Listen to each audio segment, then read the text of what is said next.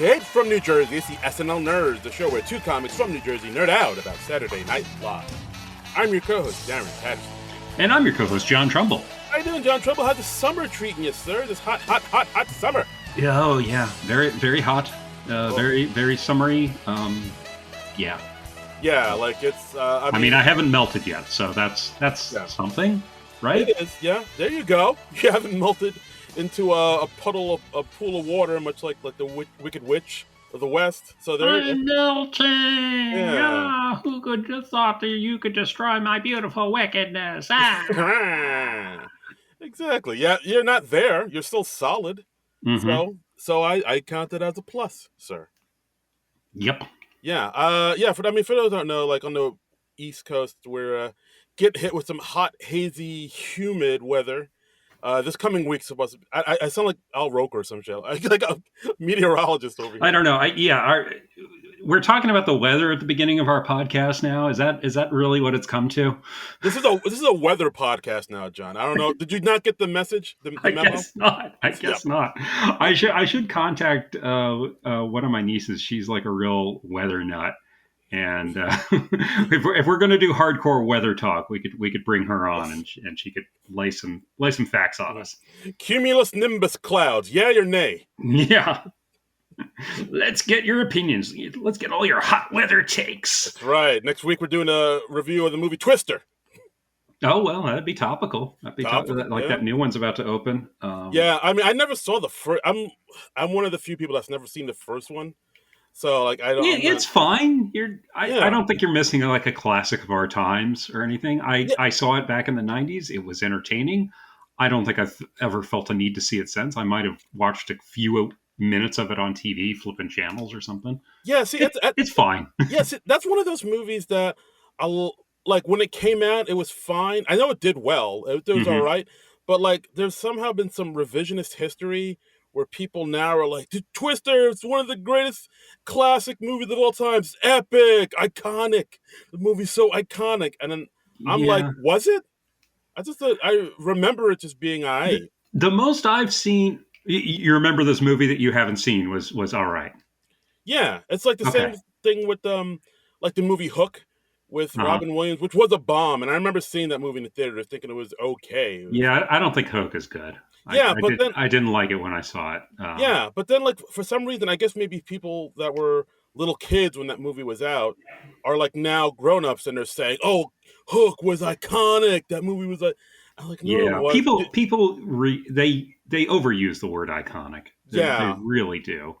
Yeah, that's a movie that's a word or descriptor that should only be used rarely. It's almost laughable how the word iconic just thrown around for things that aren't iconic. It's like the way people use the word awesome. Like awesome used to mean something that truly was inspired awe. And now awesome can mean like, oh, I had this great can of soda. That was awesome. Yeah, like, yeah. No, that's not. That kind of started when awesome became like a trendy slang word in the 80s, I think. Yeah, radical. But hey, you know what's awesome and iconic? The movie we're doing this week. There you go, Segway King. We are doing 1996's Waiting for Guffman, directed by and co-written by ex-SNL cast member Christopher Guest, along with Eugene Levy. They did the story, but since there's a Christopher Guest joint, it's improvised by the actors. Yes, a lot of improv in this film. So this film came out nationwide January 31st, 1997.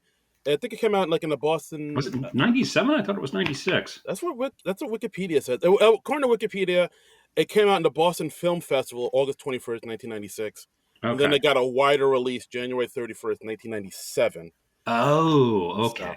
Okay. Had a budget of $4 million, made $2.9 million, which is less. That is less, yes. But I think it's become an artistic success, if nothing else, even if it was not a financial success at first. And it certainly like pointed the way for the direction of Christopher Guest's career for the next 20 odd years. So Yeah, like I remember this film being one of those films. Like I vaguely remember it being in the theaters, but I definitely remember like word of mouth kind of spreading about this film, kind of between me and my comedy nerd friends. Like it's definitely one of those films where like I don't know if too many people saw it in the theaters, but people were definitely like, "Oh, did you hear about this film Waiting for Government? It's really funny. You should check it Yeah. out." And like so, like I think it kind of once it came out on VHS, I think that's when I saw it, and that's when I was like, "Oh wow, this film is really pretty funny." Yeah, I had a friend who showed it to me years after the fact. And I might have even seen, I don't know if I saw this one first or if I'd seen like Best in Show or A Mighty Wind first. I can't Mm, remember what order I saw them in. But okay. anyway, yeah. So Yeah. I've got the DVD because I borrowed this from my local library, and I've got the description on the back. We can just do a quick rundown, get the basics of this. Let's do it. So we got Blaine, Missouri may be small, but Corky St. Clair always dreams big. Determined to get back to the lights of Broadway, he's created Red, White, and Blaine, a musical celebration of the Berg's 150th anniversary. This is Spinal Tap, and Best in Show co-creator Christopher Guest plays Corky in this acclaimed comedy. Eugene Levy, Catherine O'Hara, Parker Posey, Fred Willard, and Bob Balaban co-star as stage-struck townfolk who pin their hopes on being discovered on Corky's hilariously hapless theater production, and on reports that big-time talent scout Mort Guffman will be in the audience. Waiting for Guffman does for regional theater what This Is Spinal Tap did for rock and roll. Jamie Bernard, New York Daily News. So Very nice. Yeah. so yeah, that's the basic deal. It's like a community theater. They're doing a big celebration for the town's 150th anniversary, and they are not very good. Yeah, but yeah, yeah. Basically, they're never they're community theater folks. Yeah. Did But did you ever go like I did community theater for like about 10, 15 years, something like that. oh wow, Um, and well, actually, I did do a community theater production of Clue just like last year, early last ooh, year. But that's just because of my love of Clue, really. Um, did you ever go through a community theater stage? um, not really. I did a little bit of acting in college, but it was Hmm. just for like drama classes I was taking. Like took one drama class, African American drama theater class, Hmm. and like Okay. we did some August Wilson stuff. But yeah, I never like really kind of went all the way and did like like community theater or something like that. I was never that big a theater kid. Although like I do respect the commitment that theater folks have to the craft of Yeah, the art. it's. I mean, I don't want to like shit on community theater people. Well, maybe a little bit, but There we go. Let's do it. I will shit on a certain type of community theater people. The people who lose all perspective, which I think is like this movie's kind of about that type of community theater person who like this show is the most important thing in the world, and I'm just like, no, no, it's not. It's fucking community theater. Come on. Yeah, yeah. Yeah, I think it does kind of do that too. Like it's like a lot of the characters, especially I would say, Fred Willard's character and like Eugene Uh-huh. Levy's character, where like they do well in this, uh, community theater production in this small town in the middle of Missouri, Right. and because of that, they think they're ready for the big time type of Right. thing. They don't recognize there are about like 16 steps between, what they do and Broadway. They think they are going to go for this from this extremely niche local production, this theater review on the history of their town, and they think that's going to go to Broadway. So they are deluding themselves, obviously. Yeah, I mean, not even the also the cast, but I mean, the director, our sort of Hmm. main character, Corky St. Clair, Love that played by, name. yeah, quite a name, played by Christopher Guest, who believes he's directing one hit play away from being on Broadway. And I mean, we Yeah. learned that he was actually in New York for a while, but he just never really made it. So he left New York and came to the small town of Blaine, Missouri, Hmm. and like he teaches drama there, and he wants to put on this production for the 150th anniversary of the town.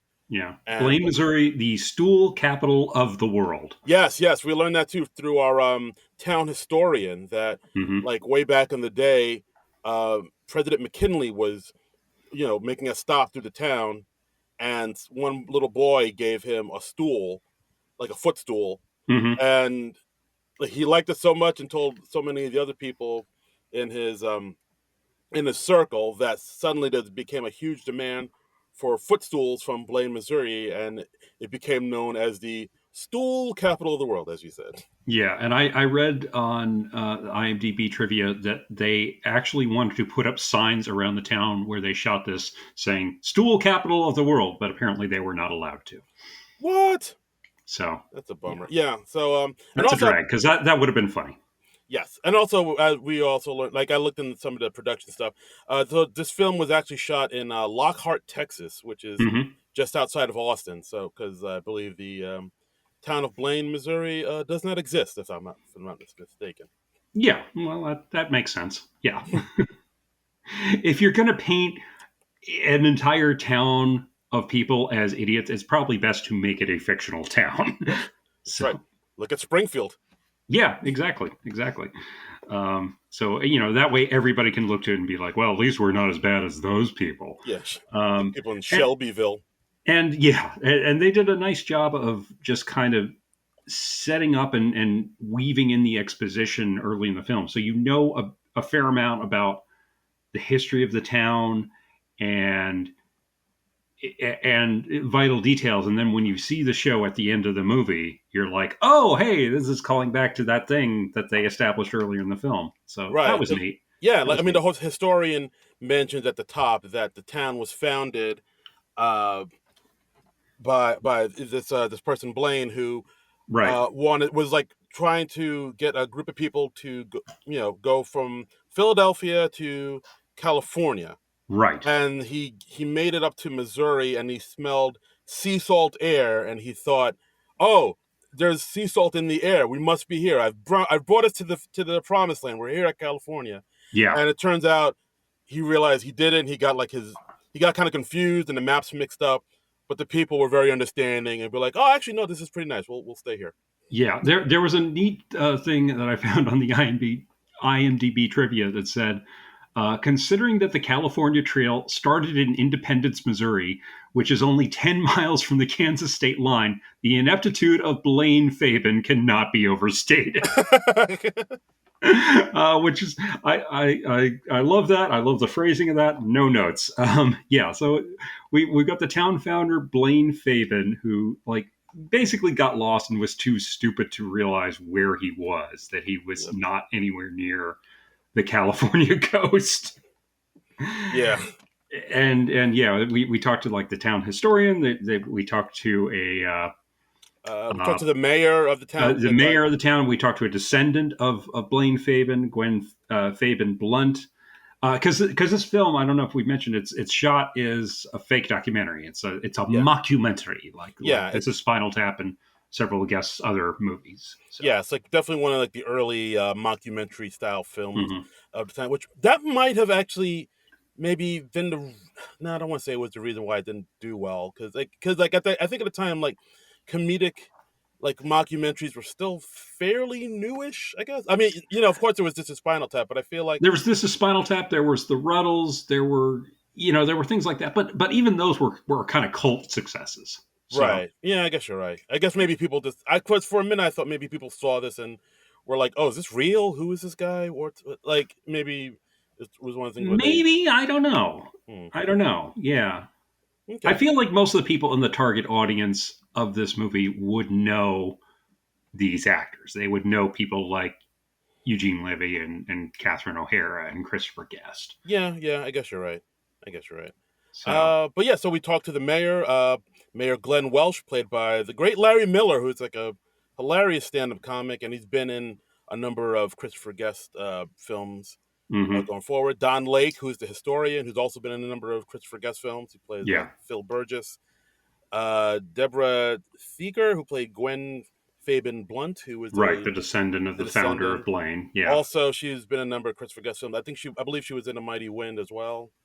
I mean, pretty much everybody in this movie recurs in Christopher Guest's other movies. It's what TV tropes calls a production posse, where it's just Yeah, you're working with the same people over and over on different projects. So yeah, yeah. Bringing in my posse, my crew. yeah. And yeah, I mean, speaking of posse and crew, like we also get to meet some of the cast members who are all people that Christopher Guest has worked with Hmm. numerous times in the future. Yeah, before and since. Yeah, Yes, absolutely. we've got Fred Willard and Catherine O'Hara as Ron and Sheila Albertson, who are they are both travel agents, but they've never left Blaine, Missouri, which is kind of hilarious. Well, no, yeah, I think they said Ron did leave to go to Jefferson City for a procedure. Yeah, a medical procedure. This kind of comes out gradually, and then we find out what the deal was later in the movie, and Yeah, that's a funny scene. yeah, I'd forgotten that. That's yeah. That's true. Like, it's, who I, else? We got Parker Posey as Libby Mae Brown, who's this young lady who works at the local Dairy Queen. Not the sharpest knife in the drawer, I would say, but yeah, very enthusiastic. very much so. But she also kind of plays it like kind of wants more out of life in a way. Like I don't know. I thought Hmm. the way Parker Posey played it, it was just because at this time she's of course the indie, queen of the indie scene. She's the But party girl. Yeah. yes, exactly. But she kind of played it very like down note, kind of low key, where she just kind of Hmm. doesn't quite know what to do with her life, type of vibe, type of thing. Yeah. But I don't know. Yeah. But I always get a kick out of I when I mean, see Parker Parker Posey Posey. is just so good, and just she created such a cool, specific character. Yeah, she's really one of the better people in this movie. And I mean, Catherine O'Hara is wonderful as always. Uh, Eugene Levy, who's playing the local dentist, Dr. Alan Pearl, and he just kind of auditions on a lark. Um, and Yeah, has no experience at the community theater. The other people are like hardcore community theater people. because I think he kind of he's somebody who's always liked to perform, and he's even said that like, oh, he's always making people. Growing up in like high school and everything, he's always kind of been known to make people laugh, and people would Right. say, "Oh, you must have been the class clown," and I say, "No, I wasn't, but I sat next to the class clown and I studied him." Right. Yes. Yeah. Yeah. And honestly, I find that's true where like a lot of people who grow up to become comedians or comedy writers or something, they weren't necessarily the class clowns because they're not necessarily extroverted enough to be the class clown. They are more likely to be the person who was like whispering funny lines under their breath that the class clown would then shamelessly steal. Yeah, they're like writers. Yeah, exactly. They're like in the writers' room type of guys. Exactly. I mean, I wasn't an extroverted kid when I was growing up. I mean, I'm still an introvert today. I don't like leaving my home. No, this is just stay in the confines of the safety of your home. I am a rock. I Yeah. am an island. Most days I don't even like leaving the room I'm in. Yeah, So, yeah. I mean, going to the bathroom must be quite harrowing for you then. I mean, it's a chore. I'm not going to lie. Yeah, I'm not going to lie. but Especially as I'm getting older and the trips become more frequent, but all right. Well, it's just a kind of irritating break in my day. I will get you a bedpan for your birthday. Okay, well, thank you very much, You're sir. I welcome. Hey, that's what friends are appreciate it. for, man. Yeah. Um, Pooping in a pan. that's all I want. I just want to relieve myself and not leave the immediate room. Yeah. The more now that I've said it out loud, this doesn't sound like a good plan. Um, All right, fine. Just shoot it down and right off the rip. I guess. yeah. So who else do we have? We have Bob Balaban as the musical director. I didn't write down his character name, but Lloyd Miller, if I'm not Lloyd mistaken. Miller. That sounds right. Yeah, and he's somebody who's always directed the school performances by himself. Right. But now he's co-directing with Corky, and you can tell it. He played it so well because you could tell it really does bother him Yeah. that Corky is directing, but he doesn't lose his temper. He like keeps it all in. He keeps He Bob Balaban is so good at playing these internalized characters where they are just holding it in and they're not really emotionally demonstrative, yeah, but you can tell he's probably seething inside. Bob yeah, Balaban, he's probably best known for playing the head of NBC on Seinfeld, Dalrymple. Um, and he's been in Close Encounters, and he's been in several of Christopher Guest movies. Yeah, He's just always great. I love Bob Balaban. yeah. No, Bob Balaban, great name, great actor. Hmm. Yeah, and part of the reason this is a fun bit of trivia is like part of the reason he was cast in that part on Seinfeld was he looked a lot like Warren Littlefield, the then head of NBC. Oh, really? Hmm. Oh, I did not know that. Yeah, and he actually played Warren Littlefield in the Late Shift, the movie about the Leno and Letterman fighting over the Tonight Show. Oh, yeah, I remember that. Wow, that movie was really something. That was something. Yeah.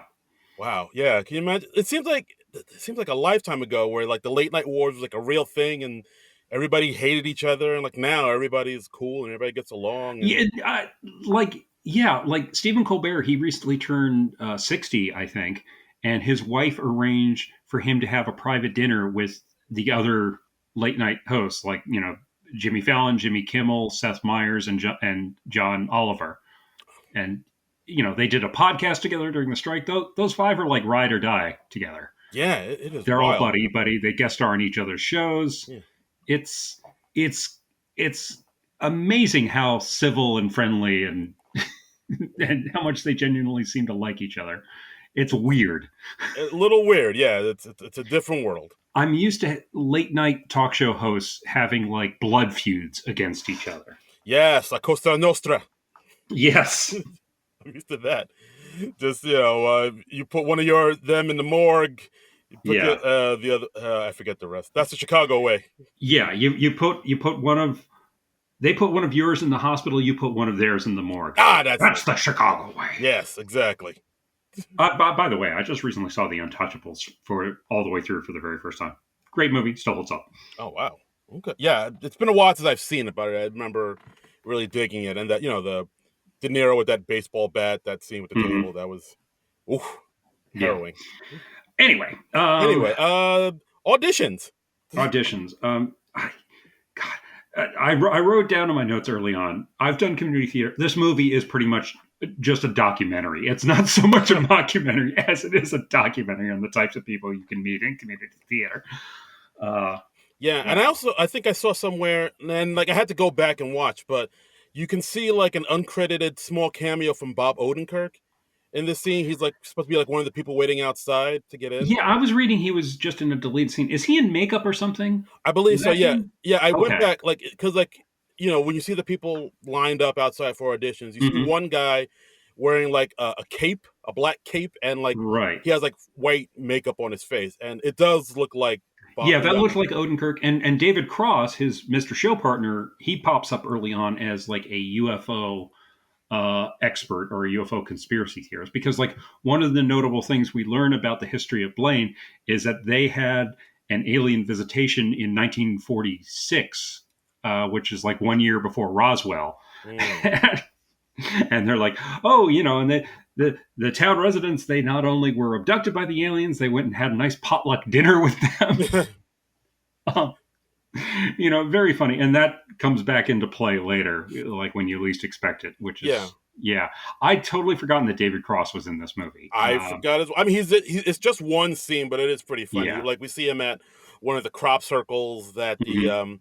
that the UFO left, and he's saying like, once you go in that circle, the weather never changes. It's always 67 degrees with the 40% chance of rain.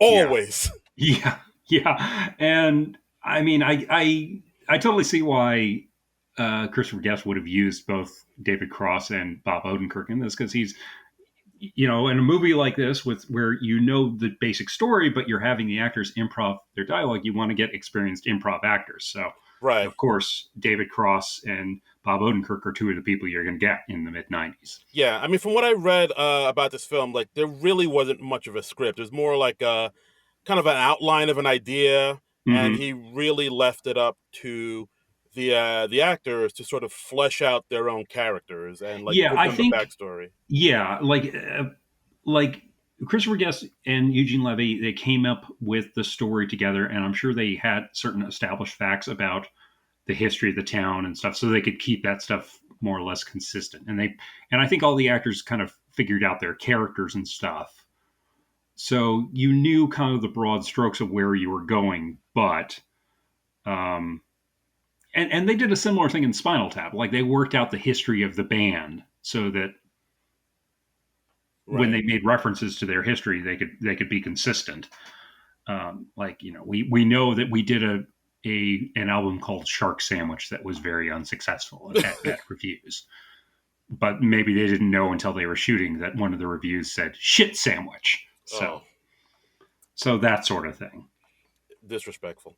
Yeah. But yeah, Uh, like I also I think what was it? Christopher Guest really let the actors just kind of shape the characters any way they saw fit. He like was really kind of hands off. Like I think to the point that with this audition scenes, I believe from what I read, he really didn't know what the characters were going to audition with. yeah. Like Apparently, that was the very first time that Christopher Guest saw the their audition pieces, which is pretty funny. So he's yeah, he's but reacting in real time. yeah, like I just he didn't know what Ron and Sheila were going to sing "Midnight at the Oasis." Yeah. Midnight at the I Oasis. mean, that's kind of a bad song to begin with, but they do a particularly bad version of that song. Yeah, and there's that one guy that does a scene from Raging Bull, but it's like, Yeah, did you? yeah, and apparently the writers of Raging Bull they get a credit in the movie for like additional dialogue because of course it's drawing from the screenplay of Raging Bull. So Did you fuck my wife? How could you ask me something like that? yeah, I mean It's, it just yeah, and it's like one person doing like two characters dialogue. Yeah, so it says here screenwriters Paul Schrader and Mardik Martin receive a credit for supplying dialogue as one of the auditionees performs the scene from Martin Scorsese's Raging Bull, which hilarious, hilarious, and yeah, like all these people, they are convinced that they are brilliant actors when all available evidence shows that they are not. yeah, like I mean, Ron and Sheila, who, by the way, Fred Willard and Catherine O'Hara they really worked well off each other. They were, Yeah, they play off each other really well. I mean, Fred Willard he's brilliant. He's like the king of being very funny, playing horribly unfunny people, which yeah. is a tough thing to do. To be like so unfunny that you're funny. I don't know how he does it, but he does. Like he's one of those guys who Yeah, does have a lot of confidence, who thinks hmm he's funny, but he's not really that funny type of yeah. guy. He's like charmingly oblivious. I Yes, mean, he absolutely. just he plays characters that have no idea of how they're coming off, but they think they're this wonderful, funny, charming person, and it's like, no, you're annoying and you're crude and you're stupid and Yeah, like one of those guys who ends every sentence with like, "Ah, I'm just kidding you. I'm just kidding you. I'm just joshing you there, buddy." I'm like, yeah, yeah, where it's just like, ugh, yeah, and you're like, okay, I'm gonna gnaw my own arm off so I don't have to speak to you anymore. unch, unch, unch, unch, unch. Yeah. I also liked Dr. Pearl's audition to Eugene Levy, where it's like he Hmm. sings a medley of a ton of songs I've heard in Bugs Bunny cartoons. Like Hmm. I dream of Jeannie with a light brown hair, and then I it didn't goes. get that connection. Do you think that was intentional? I don't know. I definitely remember hearing Bugs Bunny singing that song once or twice, and then it Hmm. goes into like Camptown Races, and then it goes Right. into Swanee River. Right. Of course, as we all know, the big hit song from the that one episode of The Honeymooners. And but like, I just love how he kind of sings it off key just slightly enough that Yeah. it's like, oh, he's trying, but it ain't quite there. Yeah. No, none of them are good singers. They're, I mean, even the people who might be good singers in real life. I think Catherine O'Hara can probably sing in real life, but I think so. She's got some chops. I mean, she played a real singer in A Mighty Wind, and she sang well in that. And, Yeah, that's right. and so did Parker Posey and Eugene Levy, come to Yeah, think of it. So, and Parker Posey. yeah. Yeah, and Uh, Parker Posey sang "Teacher's Pet," which was a lovely little ditty. yeah, and she's doing these dance moves, and you can tell, like, I don't think they ever mentioned it in the movie, but she obviously was like a high school cheerleader because she's doing all these high school cheerleader type moves. She's like doing the splits at the end, Yes, even though there's no real reason for her to do the splits. But it's like, I can do the splits. I'm going to show this off. So, yes, absolutely. um, and Corky St. Clair.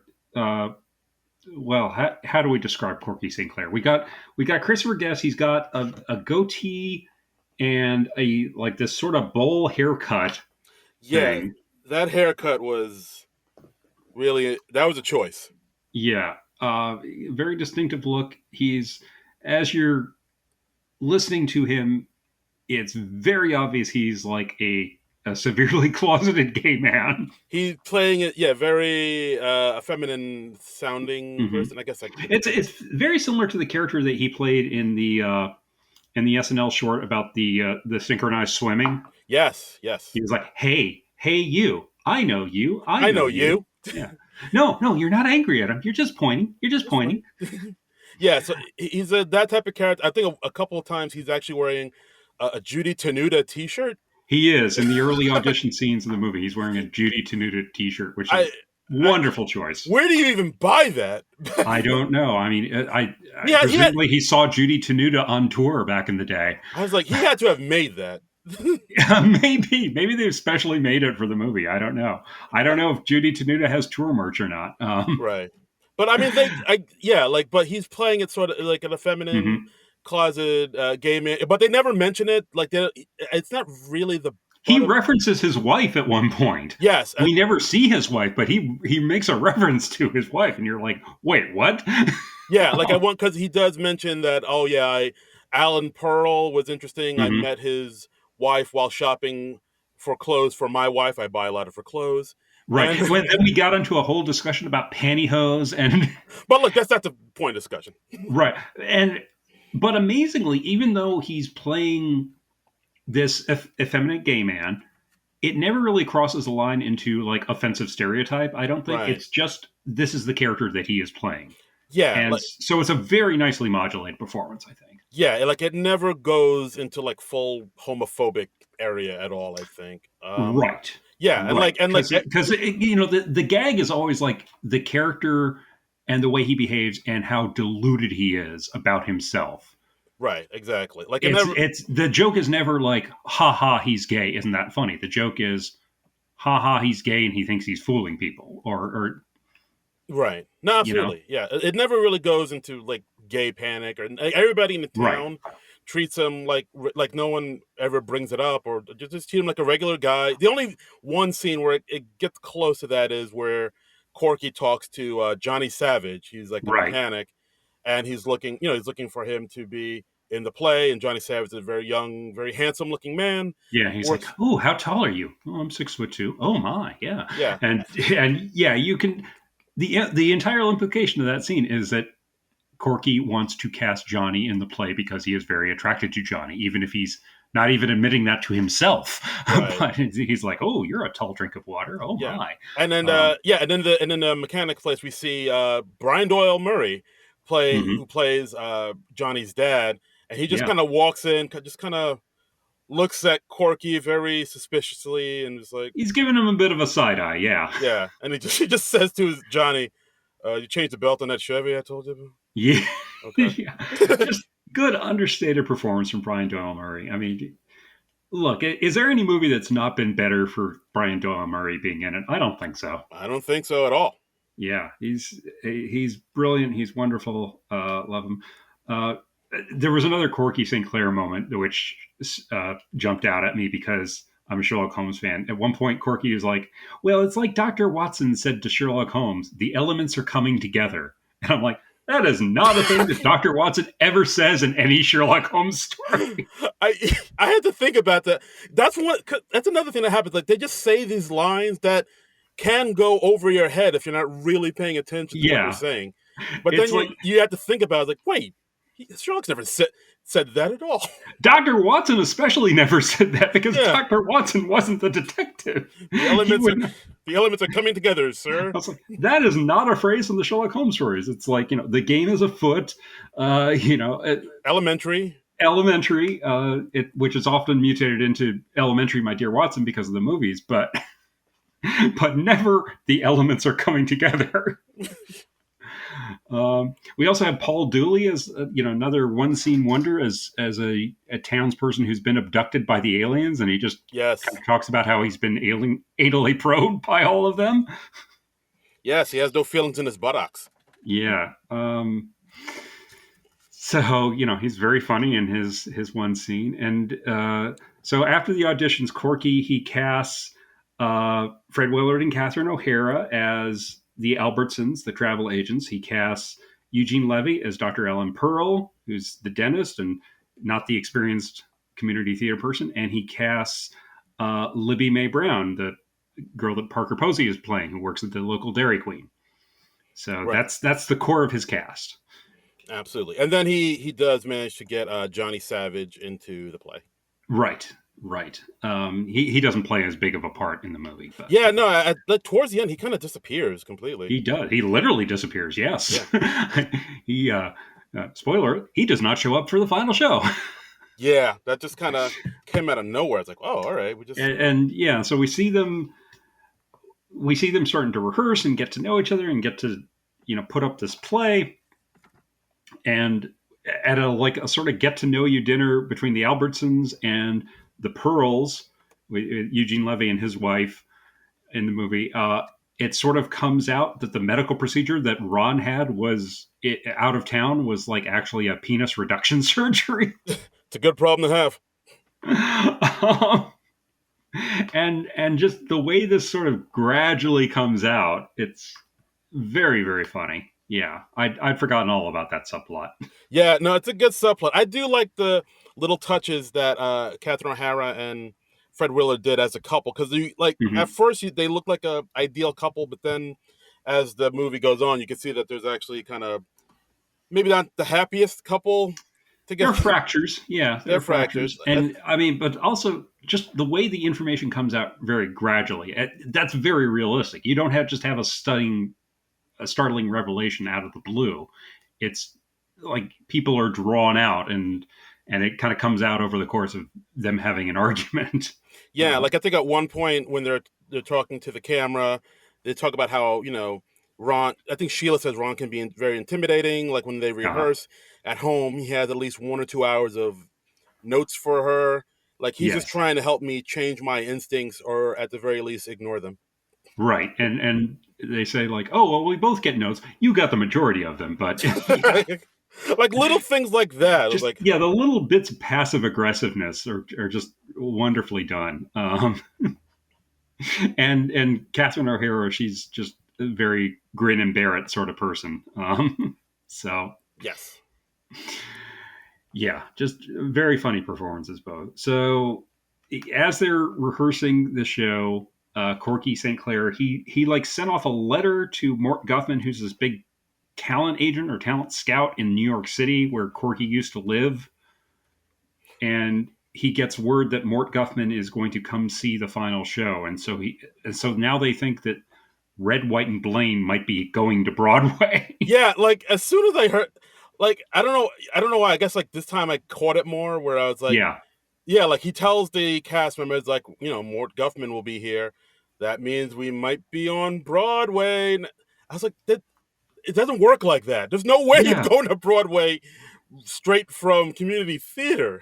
right. Well, also with like, why would anyone want to put this show up on Broadway? Because it's like it's local interest at best. Because it's Yeah. all about the history of Blaine. Anybody who is not from Blaine, Missouri, wouldn't know or care about any of this stuff. Yeah, and it's something that the cast doesn't think about. Like it Right. gets in all their heads. We're like, oh, we're going to New York. We're going to Broadway, and like Yeah, they're just so wonderfully diluted. It's pretty hilarious. yeah, it's almost charming in a weird way, kind of. Yeah, I mean, I don't get the feeling that the movie's laughing at these characters in a big way. It is a bit, but it isn't like openly mocking or deriding them. I think it does have an affection for them still. Yeah, I think that's the one thing that Christopher Guest is known for. Like whenever he, with all these movies, like with this or Best in Hmm. Show or A Mighty Wind, he's not making fun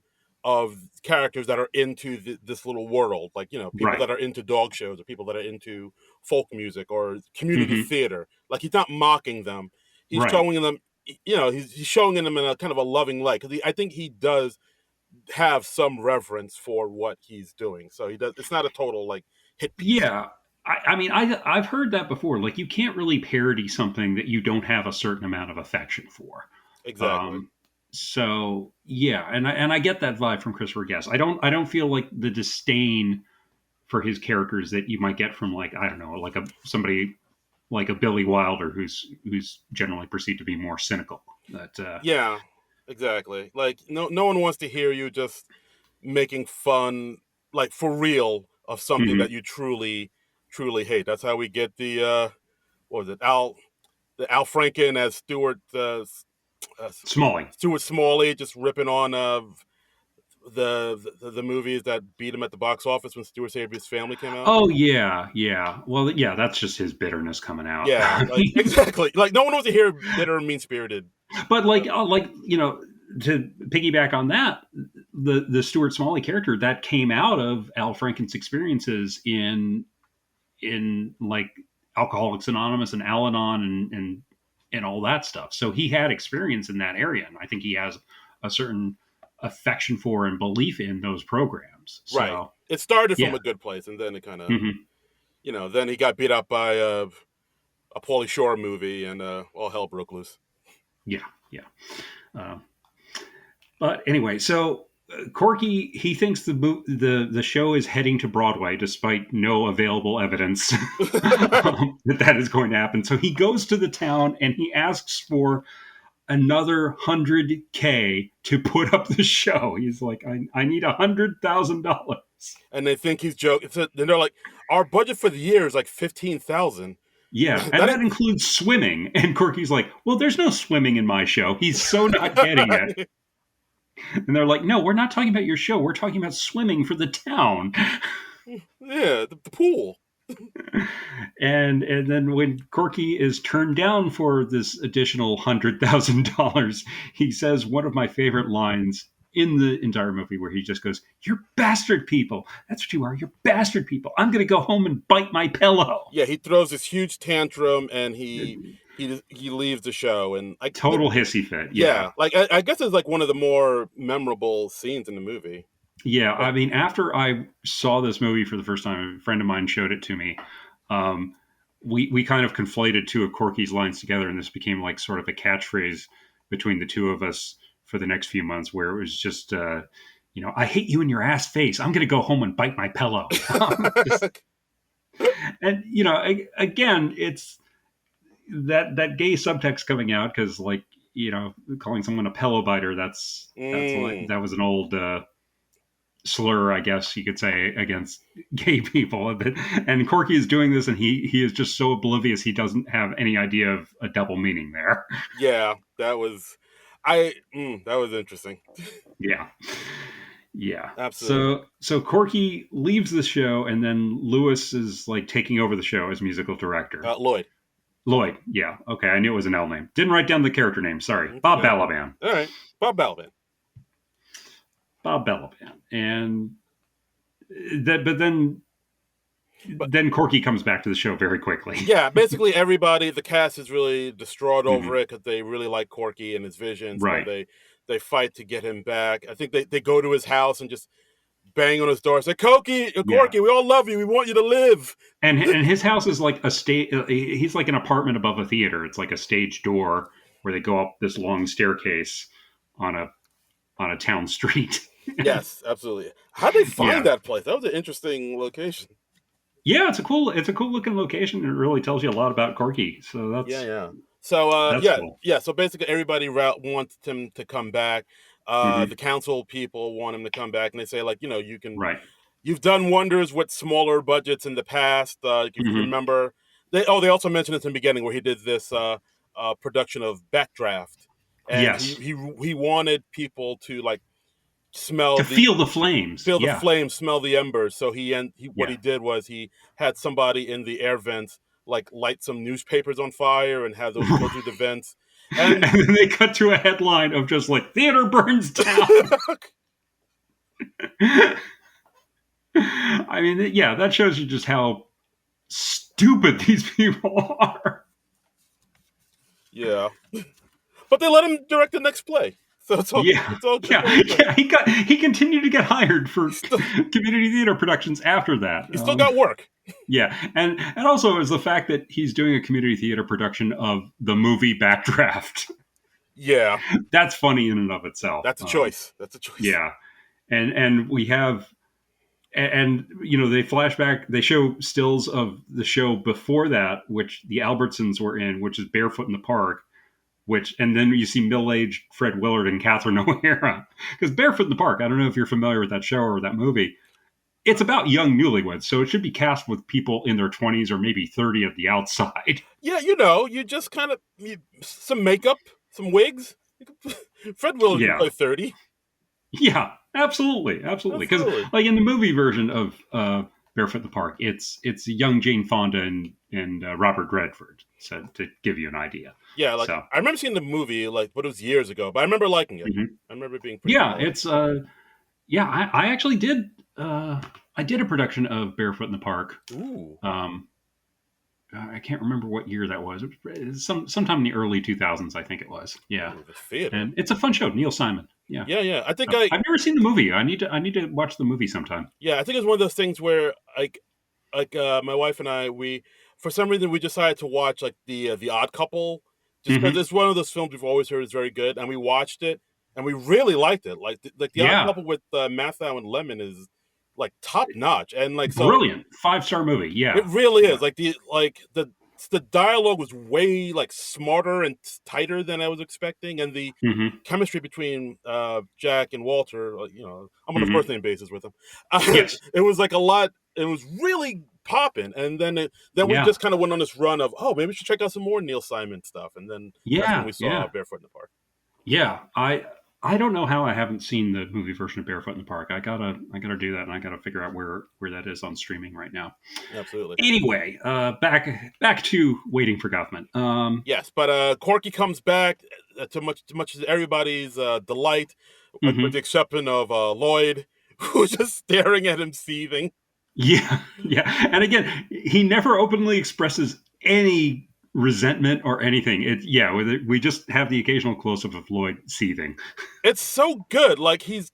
Yeah. He's keeping it all in, Hmm. but you just know he's just Yeah. just like that little angry monster from Inside Out, just on the Yeah. inside. Yeah.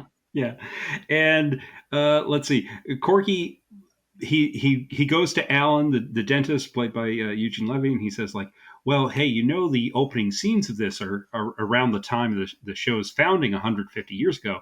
So obviously you can't wear your eyeglasses on stage." Obviously, of course. And Alan is like, "Oh, well, that might be a problem because these glasses they actually correct my lazy eye." And he takes off his glasses.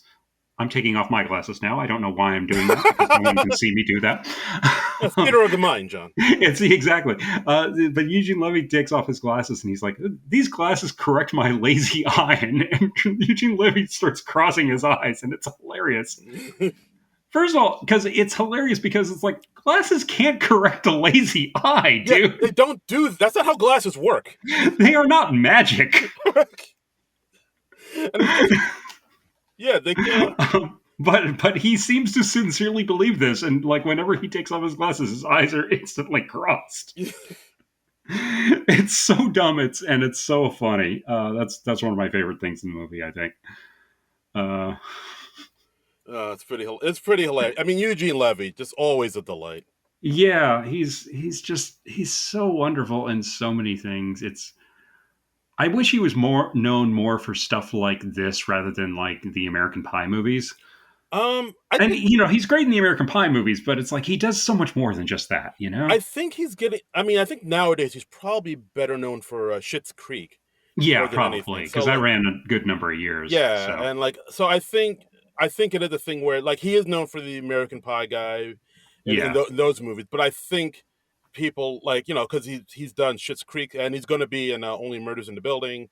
I right. think people are starting to come around and realize what a true gem of an actor we have in Mr. Eugene Levy. Yeah, I mean, he's wonderfully appreciated. I guess I'm just saying, I think he's still somehow underrated. He Um, should be appreciated and celebrated even more than he is. Fair enough. I'll give you that. Yeah, Fair yeah. enough. So it's the day of the show, Hmm. and like you said, this is where we find out that Johnny's dad doesn't want Johnny to be in the play. Yeah, He calls Corky while they're rehearsing and getting ready for it on the day of the show, and just right. Corky just unloads on him and goes off on the phone, saying how he hates him and his stupid ass face. I hate you and your ass face. I hate you and I hate your ass face. And yeah, so Yeah, dropping out the day of the show.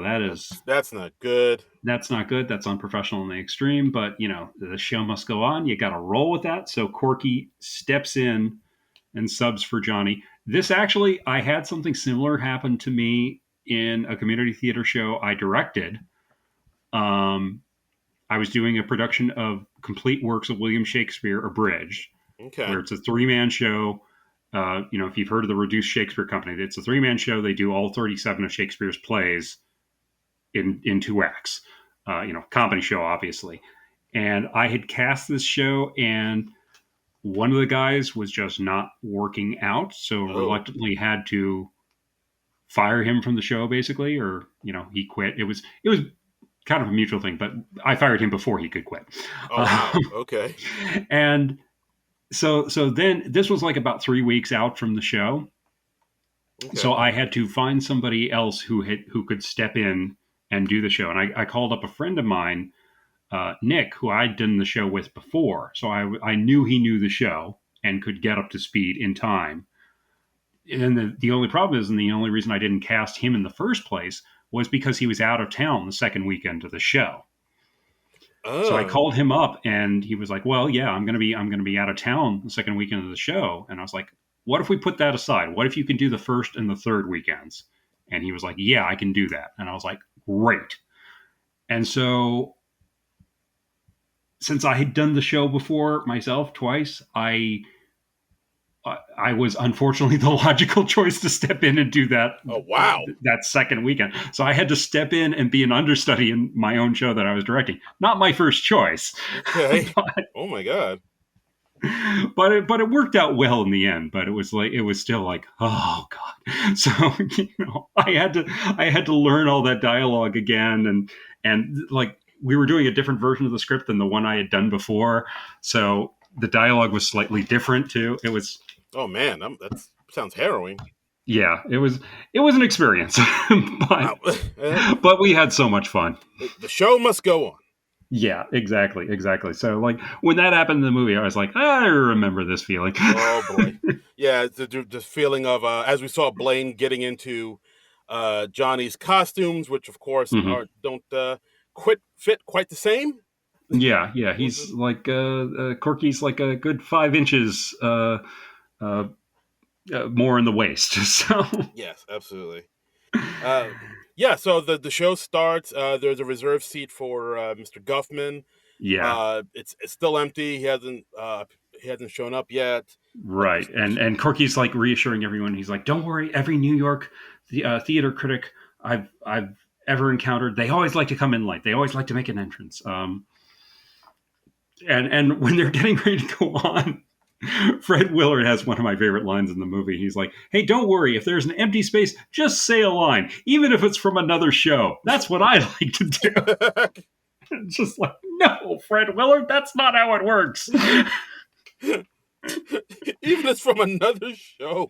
Yeah, just say anything. He just thinks saying anything is better than saying nothing or taking a minute to like find your line or even asking, line. Yeah, where's the beef? Yeah.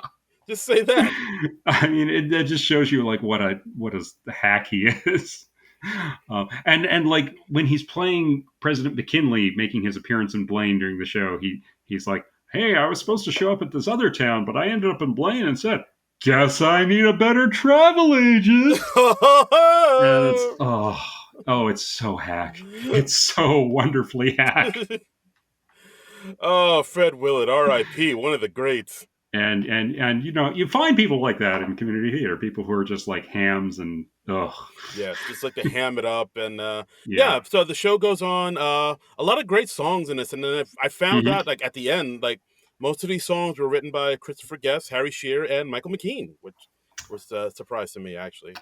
Now what I wonder what musical experience those three previously had. Um, I don't know. I heard they were like in a band or something before Really this. Yeah, interesting.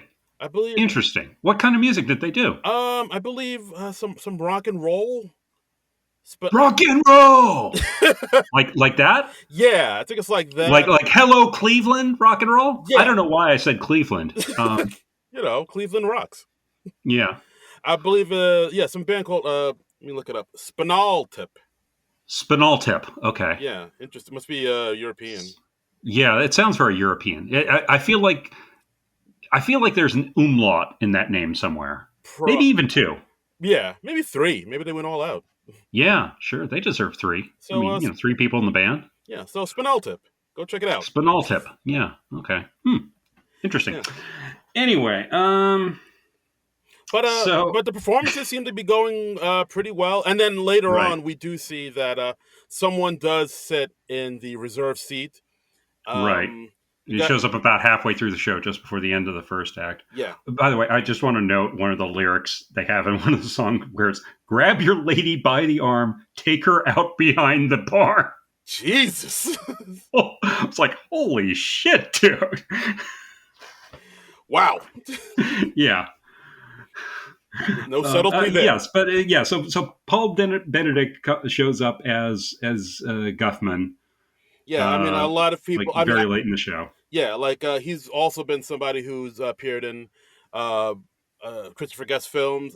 Most Yeah, people, like myself, remember him as Mr. Bentley from The Jeffersons. yeah. He was the English neighbor, Mr. Bentley, on the Jeffersons. And he was in a few other things. He was in This Is Spinal Tap as well, of Mhm. course. Yes. And Man with Two Brains. Mhm. He's a lovely character actor. R.I.P. I believe passed away a few years Yeah, ago. I saw him.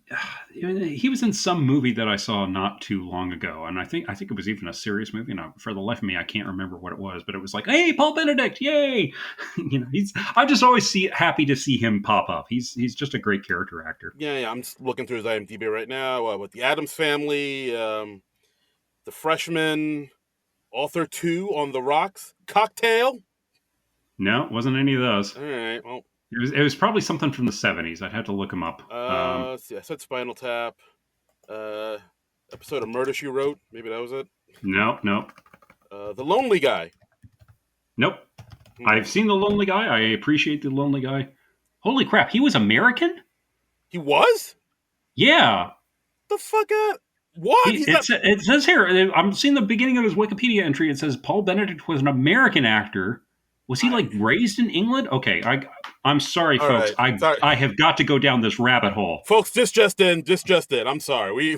We have to. Paul Benedict was American. This rocks my fucking world. We're gonna have He to. was born in Silver City, New Mexico. What? He grew up in Massachusetts, where he graduated from Boston College High School and Suffolk University. He served a tour of duty in the U.S. Marine Corps. Thank you for your service, Paul Benedict. His oversized jaw and large nose were partially attributed to acromegaly. He was first diagnosed with it by an endocrinologist who saw Benedict in a theatrical production. Holy cow. He's not British at all. I guess not. I was thinking, like, well, surely he was educated in England or something, because his. Okay, well, let's see. Following his graduation from Suffolk University in his hometown of Boston, he began acting at the Theater Company of Boston. He's from He's the. appeared on Broadway multiple times. He's from the States. He went. Holy crap, man! He just. Okay, what the hell? This just rocks my world. This is a Paul Benedict podcast now, people. This is a Paul Benedict podcast now. By the way, I just realized the movie that I saw recently where Paul Benedict featured in, it was 1974's The Front Page with Jack Lemmon and Walter Matthau. Okay. I was gonna suggest. So, I saw he was also in The Goodbye Girl. I was gonna say that next. yeah, I haven't seen the movie version of The Goodbye Girl either. Uh, No, wait, yeah, no, he was in The Goodbye Girl. I did just recently rewatch The Goodbye Girl with Richard Dreyfuss yeah. and Marsha Mason. Yeah, That's one of the Neil Simon films my wife and I watched, and we enjoyed that quite yeah, a bit. Richard Dreyfuss won an Oscar for that. Yeah, so I just recently saw The Front Page for the first time, and I just recently rewatched The Goodbye Girl a couple weeks ago. So that was where I was like, hey, Paul Benedict. So Paul Benedict, not British. How does that work? I don't know, man. That's, That's crazy. that's crazy. This is like some Berenstein Bears shit. I would have bet the farm that he was British up until I never even questioned him yeah. being British. I just thought, oh, he's some British guy. Maybe he was in some Benny Hill episodes or something. Yeah. Yeah, like if you told me he went to Oxford, I would have been yeah, that sounds right. New Mexico. born in New Mexico, grew up in Massachusetts. Massachusetts. Wow. I guess he just got typecast after the Jeffersons as a British guy. I guess this is. Whew. It's What? folks, write in. Let us know. Did you think Paul Benedict of the Jeffersons was British in real life? Yeah. Wow. This is like Are when we alone in this? People found out Idris Elba wasn't from Baltimore. Yeah, yeah, It's like he's British.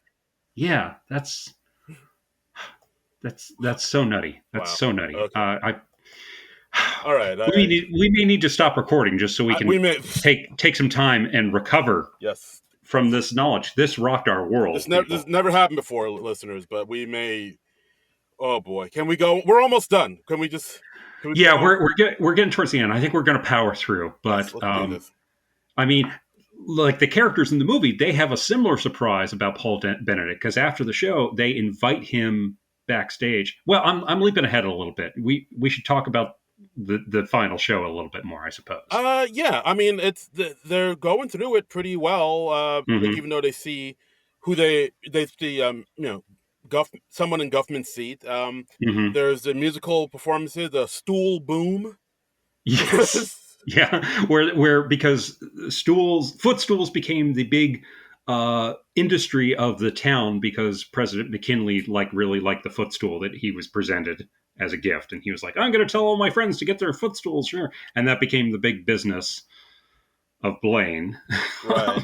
So yeah, it's really, and then we have the intermission where they Yeah, talk to the people in the audience, see what they think about the film so far. I like right. how About the show so about the far, show not the so far, film. right? Not film. Like we're watching the film, but Yeah. I liked how they talked to Alan Pearl's wife, saying that she really liked it. She didn't know her husband could do drama so well.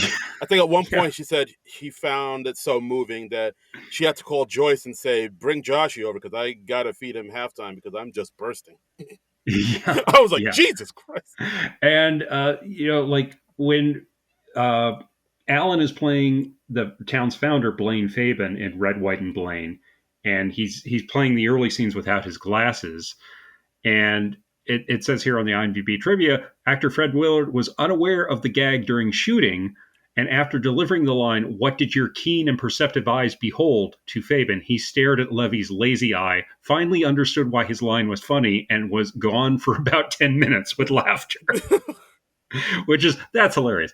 Now, like for the show, for when they're performing in the show Red, White, and Blaine, they approach that they are doing scripted lines there because they had to know they couldn't just improv the show. Right, right. So Absolutely. and I also liked how they talked to Steve Stark, who's like a councilman slash mhm, pharmacist, played right, by Michael Hitchcock, who has been in a number of Christopher Guest films, and he's somebody who wanted to be in the play but couldn't. I think like he had right. something else to do, and Corky wouldn't let him audition. It was a scheduling thing or something, but you get the feeling that was just the excuse that Corky was using because he didn't want to cast the guy. Yeah, and like and I love Michael's performance in this because he really is into this play. Like even though it's like regional theater, Right. he's like genuinely moved by it.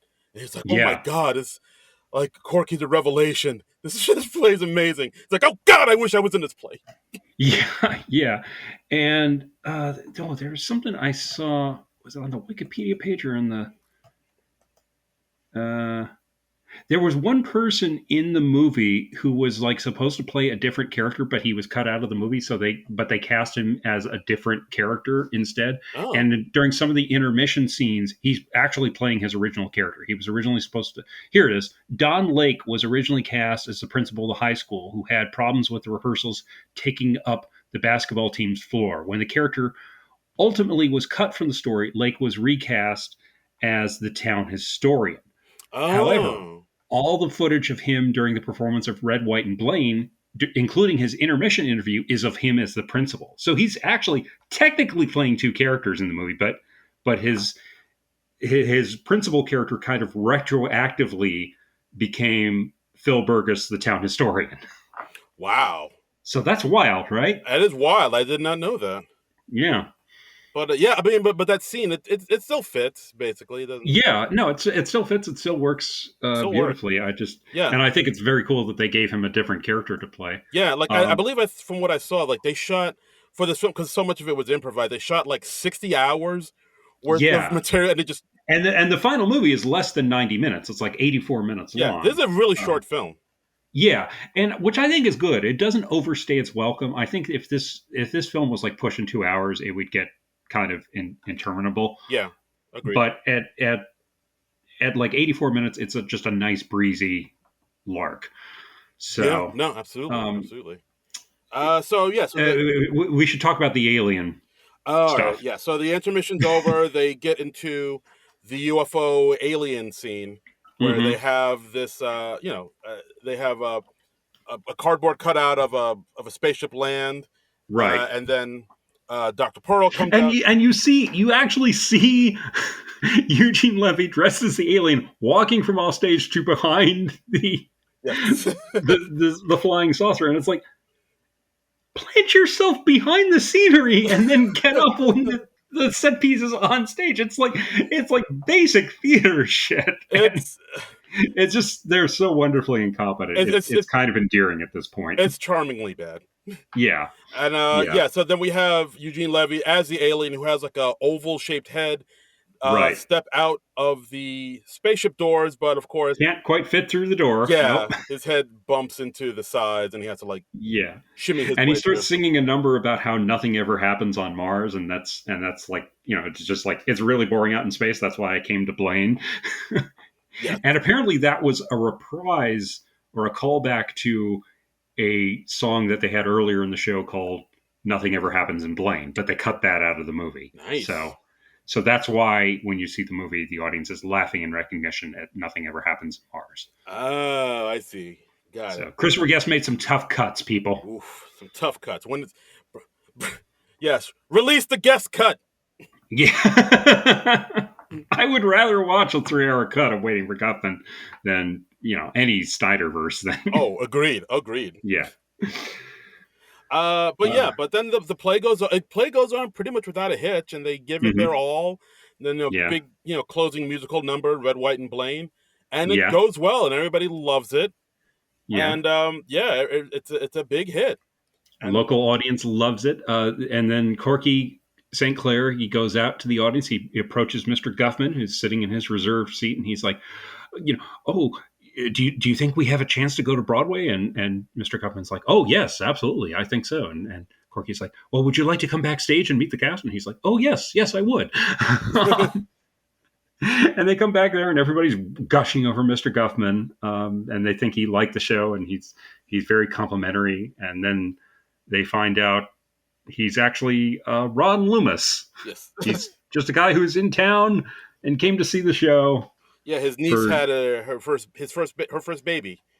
right, and I guess he's just killing time at the show Yeah, between trips to the hospital, and I guess yeah, and somebody just put them in the seat, and yeah, yeah, yeah, yeah, and then Corky looks at a message that he got a couple hours ago, and and it's from Guffman and saying, "Oh, there's a snowstorm in New York, and all flights are canceled, so yeah.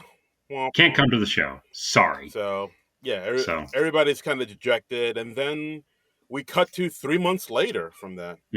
yeah, so that's some real Waiting for Godot shit Yeah, there, I mean, because Godot never shows up in the yeah, play Waiting for Godot. yeah. I mean, I believe Spoilers for yeah, Waiting for Godot. Sorry. yeah. Spoiler.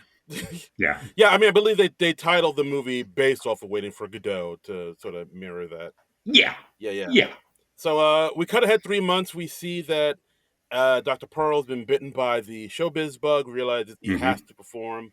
Right. So he now lives in Miami, where Hmm. he performs in old folks' homes for elderly Jewish people in Yes. Miami, Florida. And we see him singing one of his, because they mentioned in the film that his grandfather was big in like Yiddish theater.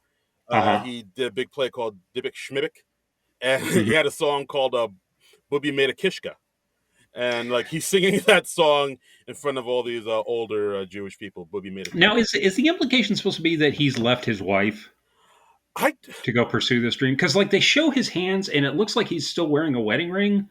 Yeah, like I couldn't make heads or tails of that. Like yeah, they focused on his hands for a little bit, but he's Yeah. still wearing the wedding ring. So I'm like, oh, are they separated Did or she go with him? Did he they never? leave? Yeah, I thought that was a little oblique. A little bit, yeah. No, I agree that because like I was like, well, then why show the hand if you're not gonna?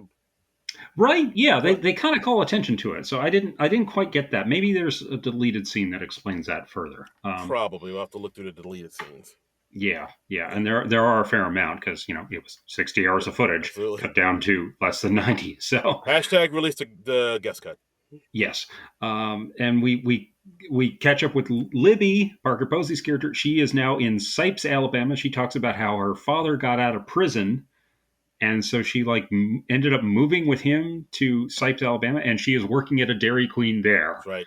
So, Put those wow, put those skills to work. Yeah, it's that's a real sad ending for her, man. yeah. I know. Like it's like damn. This is her life's a bummer. Did they mention the dad in prison before this No, I don't scene at think they all? did. I didn't think so. Yeah. Yeah, I mean, she kind of played it like her life had a bit of like a malaise to it, and Yeah. but I didn't realize it was like this bleak. There was that one scene where she's like cooking like one chicken wing on a grill while she's smoking a Yeah. cigarette Right. in the trailer park. So maybe that alluded to the fact that maybe her dad was in. I don't know. Yeah, I guess so. I guess so. But Oof. it's like, oh wow, that's And a sad ending. I didn't. I geez, don't. I don't. I don't want Parker Posey's life to be that sad. she deserves so much better. It's Parker Posey, She's Parker Posey for God's sakes. indie darling. Yeah. Uh, And Corgi has moved back to New York City. He auditioned for a revival of My Fair Lady. yes, because he met up with Mort Guffman, who was like really Mhm. so sorry he couldn't make it. So Mort got him an audition for a Yes. film for Yeah. a play. And Uh, presumably Corky didn't get cast in yes, it. But he is making his living. He's running like this sort of memorabilia store of like yeah, film and television memorabilia. He's got My Dinner with Andre action figures. fantastic. Because it's yeah. For those that don't know, My Dinner with Andre is literally just an hour, 40-minute movie. Literally just two men talking at dinner. Yeah, two people talking in a Yeah, restaurant. but it's very good. I liked it. One of them was Wallace Shawn, and Yeah, the other one was Andre. Brower. I want to say Andre 3000. I don't think that's Andre right. 3000. No, it's Andre 3000, Andre the Giant. It was one of those Andres. Andre Gregory. Okay, Andre Gregory. Andre Right. 3000? I mix him up with. I mean, all Andres are pretty much the same, right? Yeah, Andre 3000, Andre Brower, Andre the Giant, all the same. Right. Right. You seen one Andre, you seen them all. Yeah. But Dr. Dre. funnily enough, they presented they wanted to give Wallace Shawn a part in the movie, but they couldn't come up with a part for him in the movie, so they presented him those action figures after the movie was done. Well, that's nice. Yeah, it said it said no role could be found for Shawn, but Shawn kept wheedling, saying he wanted to be a part of the film in some way. Eventually, Christopher Guest caved in by giving Shawn the action figures and the accompanying miniature dining room set. Shawn keeps the entire set on display in his home. Damn right he does. So, Yeah, so you can get I love that story. That's a great story. yeah, so you can get Dinner with Andre action figures at Corky Store along with the remains of the day lunchboxes. That was very funny, and the remains of the day movie poster slapped onto a plastic lunchbox. It looks so cheap.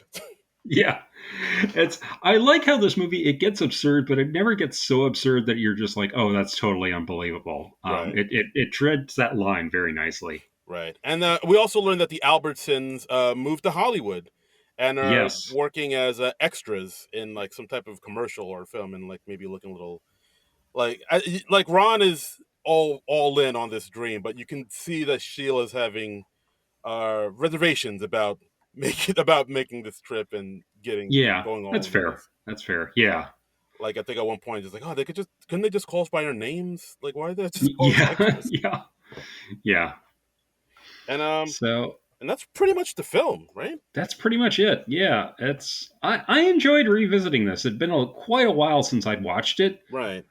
but it still worked well. I don't think it's quite at the level of of Christopher Guest's subsequent films, like Best in Show and A Mighty Wind. I think I like both of those a shade better than this one, but it's still very funny. Yeah, you definitely see like the groundwork, like the shades Yeah, of what bigger, better films like Best in Show and The Mighty Wind would be. yeah. Like I you see mean, it there. so Guest and his cast, they obviously like learned on the job. Yeah, I absolutely. think. Like Yeah.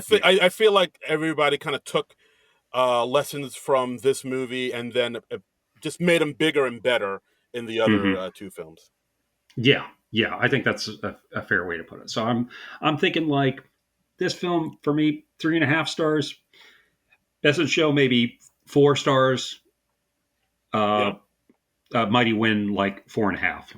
yeah, I think that's my letterbox rankings now. I haven't seen Best in Show in a while, but I feel like it's probably going to sit right in the middle there. yeah. No, that sounds fair. Actually, on the Siskel and Ebert review, Ebert gave this film 3 out of 4 stars, saying attention is paid not simply to funny characters and punchlines, but to small nudges at human nature.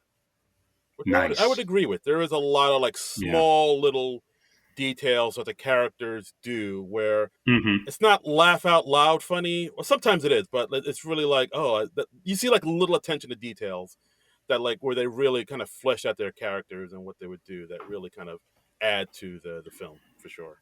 Yeah, and I realized like watching this, I got to see his other mockumentary films. I've seen Guffman, I've seen Best in Show, I've seen Mighty Wind, but I haven't seen For Your Consideration or Mascots, which are the two most recent ones he's done. Yeah, like I mean, unfortunately, I've heard those. I remember seeing For Your Consideration. I thought that was Hmm. okay.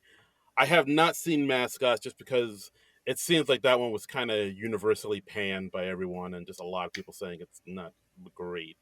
Yeah, I'm just curious because I want to see all the mockumentaries in Christopher Guest's oeuvre. Okay, If I can be pretentious and use French for a moment. okay, maybe we'll do it. Maybe we'll do that for the podcast here. Yeah, I mean we certainly could. So Okay, and that's the episode, guys.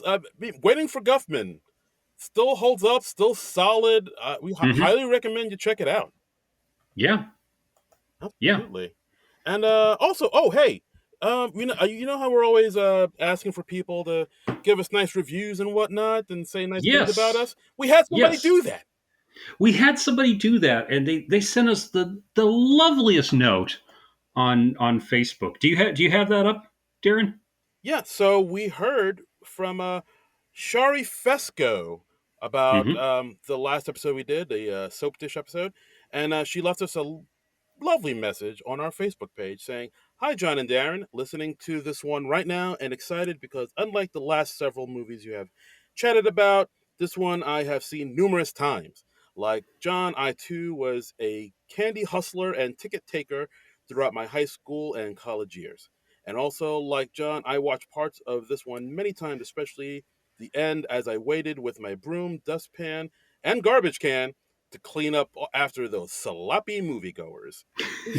Yeah. Anyway, all this is to say, I was thrilled you picked this one. It is very underrated and is such a snapshot thing of just how huge soaps were back in the day. My mom and grandma were devoted CBS soap viewers, and watching them. I remember watching them. They were so ridiculous, but so much fun. Watching with them. Watching with them. Oh, yeah, there you go. Watching with Yeah. them. They were so ridiculous, but so much fun, and this film really reflects that.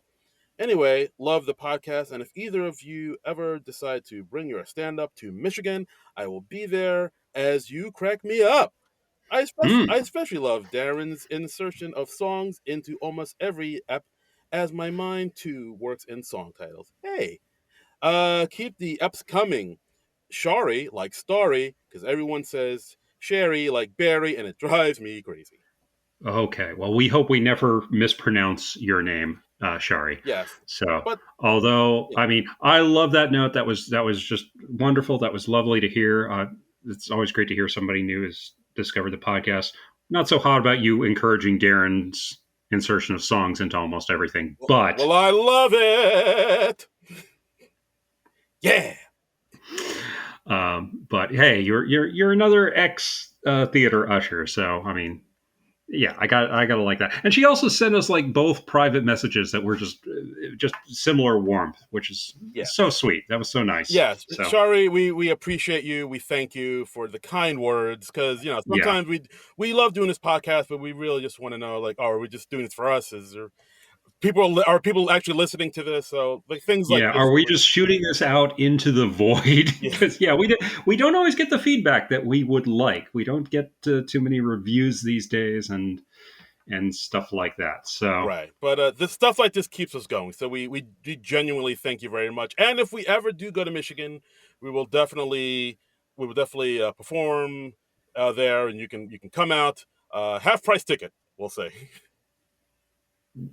okay, yeah, we're promising this thing for this hypothetical show Yep. in Michigan. We don't know what venue we might be playing at, No, but but we are promising that this person will get a half price ticket that's right. Frank, fly us for out. get for this. get the money from the non-pro piggy bank. Fly Have us. you ever been to Michigan? No. Yeah, I don't think I have either. Well, we'll go now. Frank, if you're listening, we got fans out in. We got a huge We fan got base. fan singular out in Michigan. We have a huge fan base, singular, in Michigan. So fly us out, put us up in a 5-star hotel, get us booked in the finest theater. We will perform a Right. show for our fan in Yeah, Michigan. like a 2,000 seat theater. That should be good, right? Yeah, let's say that. Yeah, Make it 3,000 yeah. just to be on the safe side. 3,000 exactly, exactly. Be on the safe side. Mm-hmm. Mm-hmm. Yeah. So yeah, we'll get right on that. Absolutely. And that's the episode, guys. Thanks for listening as always to our podcast. As always, you can follow us on Twitter because we refuse to call it X at SNL Nerds Show. You can follow me on Twitter, Instagram, all the social medias, as Mm-hmm. they say, at Darren Credible. That's DARIN Credible.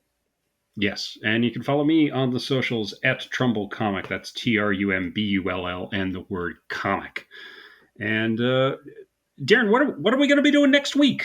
Next week we're doing like a new movie, like a recent, Nice. like a recent. Yeah, we've been in the '90s for a couple weeks now. We got to do something more recent. We got to do something more current, and yet also something that perhaps calls back to a previous decade. Maybe, Yeah. perhaps I'm just going to throw a decade out at random. The 1980s. Ooh, okay.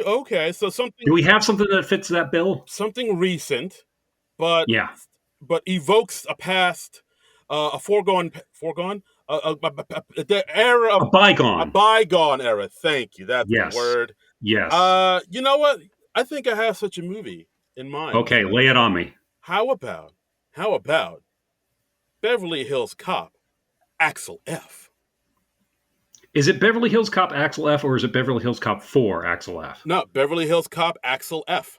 Ooh, we're not labeling it as a fourth one. Okay. Right, yep. Yeah, because like the last one they made was like back in the 90s, right? Yeah, that I haven't seen Beverly Hills Cop 3, but that one was again like you just panned by everyone, like everybody. Yeah, I can do you one better. I have not seen Beverly Hills Cop 2 or 3. Ooh. So I am going straight from the original into Beverly Hills Cop 4. Same. I don't think I've seen the second one either, but I Yeah, feel like this one mostly will like reference the first one more than anything.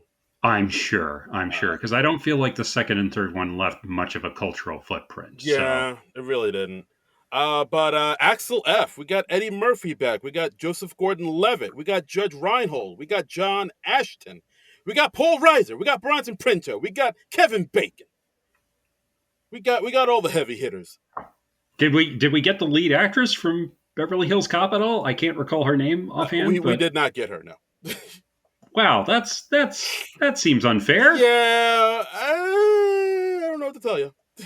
Yeah. We got Taylor Page. Okay, who is that?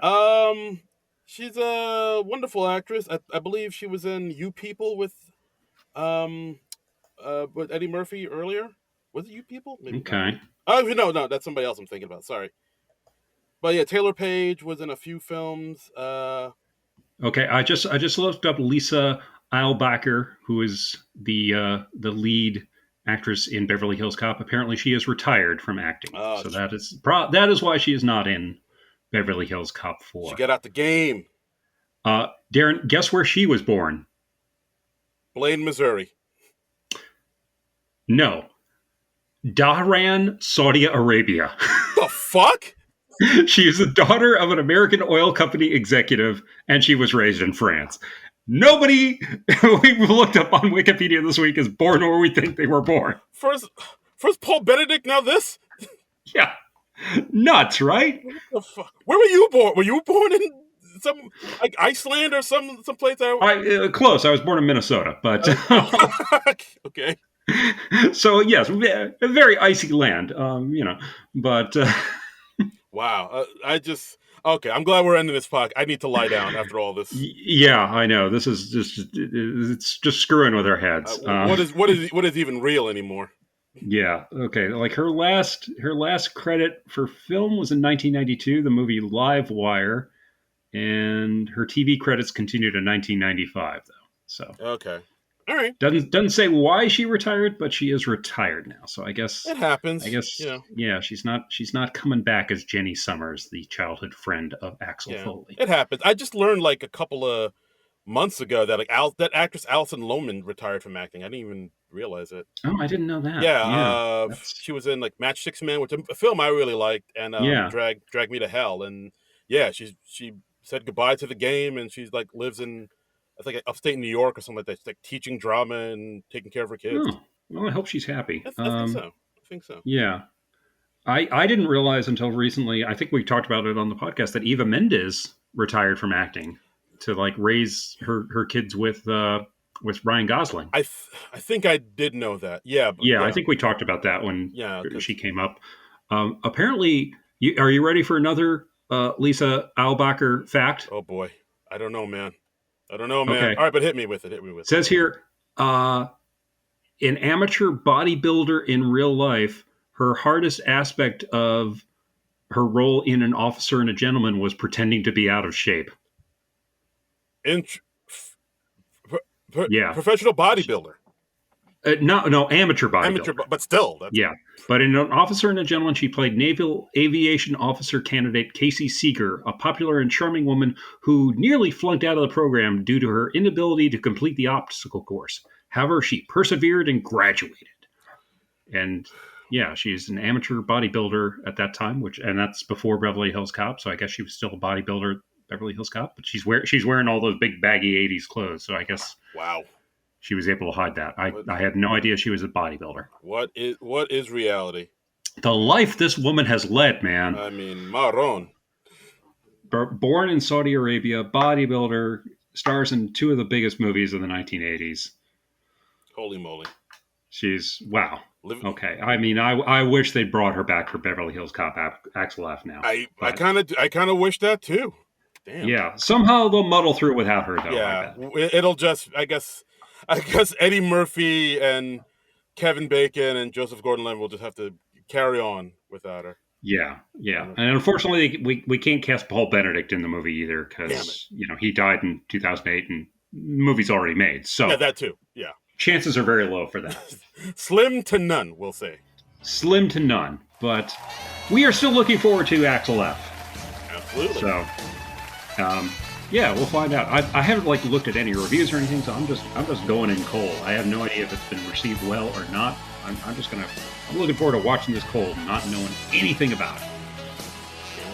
Can't wait. I'm not even going to mess with a trailer, baby. Yeah, going in. So that's next week. Back into the Beverly Hills Cop world. Bam! And we'll see you then. But until then, nerds out! This has been a non-productive media presentation. Executive producer Frank Hablawi. This program and many others like it on the Non-Productive Network is distributed under a Creative Commons Attribution Non-Commercial No Derivatives license. Please share it, but ask before trying to change it or sell it. For more information, visit non-productive.com.